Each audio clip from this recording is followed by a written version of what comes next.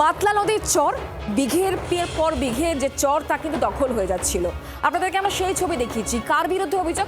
শওকত মোল্লা, ক্যানিং পূর্বের প্রাক্তন বিধায়ক, তার ছেলের বিরুদ্ধে রিসর্ট তৈরি করার অভিযোগ ছিল।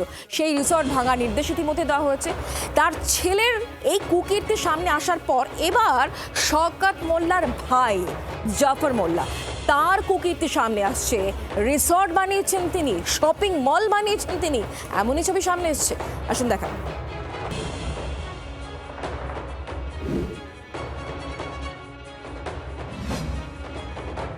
দুটো ছবি, প্রথমটি শওকত মোল্লার ছেলে ইমরান মোল্লার তৈরি, দ্বিতীয়টি শওকতের ভাই আবু জাফর মোল্লার রিসর্ট শপিং মল। দুটোই নদীর চর দখল করে বেআইনিভাবে তৈরি।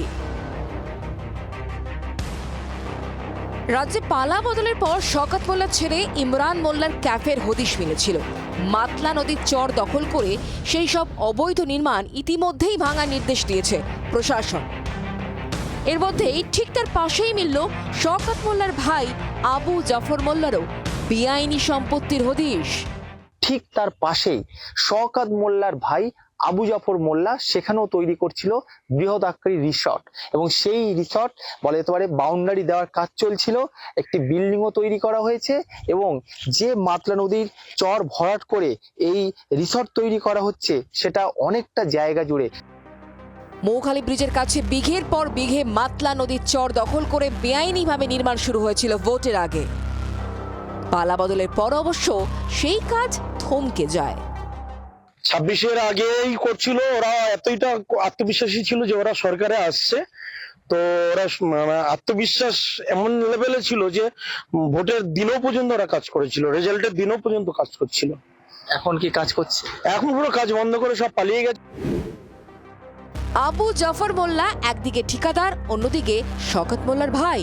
তৃণমূলের দাপটকে কাজে লাগিয়ে 10 বিঘা জমির ওপর বেআইনিভাবে সম্পত্তি গড়ে তুলেছিলেন।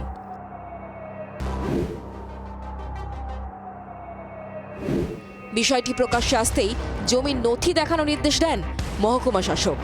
প্রয়োজনীয় নথি না মেলায় ওইসব বেআইনি নির্মাণ ভেঙে ফেলার নির্দেশ দিয়েছে প্রশাসন। অবিলম্বে শুধু জমি ফেরত দেওয়া নয়, শওকত মোল্লার অল ফ্যামিলিকে অ্যারেস্ট করার দরকার আছে। অবিলম্বে তাদের অ্যারেস্ট করে দৃষ্টান্তমূলক শাস্তির আমি দাবি করছি। ক্যানিং পূর্ব পশ্চিম বিধানসভা এলাকায় সরকারি জমি দখল করে এরকম বহু বেআইনি নির্মাণ করা হয়েছে বলে অভিযোগ। ম্যানগ্রোভ ধ্বংস করে সুন্দরবনের বাস্তুতন্ত্র ধ্বংস করা হচ্ছে বলে অভিযোগ তুলেছেন স্থানীয় বাসিন্দারা। রিসর্টের ঠিক উল্টো দিকে এরকম একটি রিসর্ট তৈরি করা হচ্ছে, যেটা বাঁশ, টিন, বিভিন্ন ধরনের সামগ্রী দিয়ে তৈরি করা হয়েছে।